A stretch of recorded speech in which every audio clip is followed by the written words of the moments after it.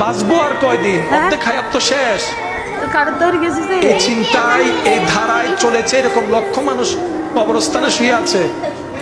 কি লাভ হয়েছে বলেন, কি লাভ হয়েছে? জিয়ারত তো কেউ করতে যাচ্ছে না আজকে। মানুষটা যে মারা গেছে কারো মনেই নেই। আপনাকেও আমাকে মনে রাখবে না। বিশ্বাস করেন, পৃথিবীর মতো স্বার্থপর আর কিচ্ছু নেই।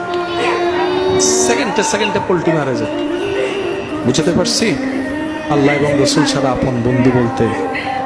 সেজন্য আল্লাহ এবং রসুলের দরবার যেন খুশি থাকে আমাদের কর্ম দিয়ে, আমাদের সেটা করতে হবে। তো কিভাবে আল্লাহ এবং রসুল খুশি থাকবে? যার খাওয়ার নাই তাকে খাওয়ার ব্যবস্থা করে দিন, যার রাস্তা নাই রাস্তার ব্যবস্থা করে দিন, যার অভাব দূর করার চেষ্টা করেন, যার মন খারাপ, মন ভেঙে গিয়েছে তার মুখে একটু হাসি ফোটানোর চেষ্টা করেন। রব বলে যে তুমি আমার বান্দার জন্য যা করবা তার 10 গুণ বেশি করে আমি আল্লাহ তোমার জীবনে দান করা শুরু করব, দান করা শুরু করব। আল্লাহ এবং রসুল কারো জিনিস বাকি রাখে না, নগদের চাইতে বেশি দান করে। মান জা বিল হাসানাতে ফালাহু আশরু আমসালিহা। চিৎকার দিয়ে একবার বলেন সুবহানাল্লাহ।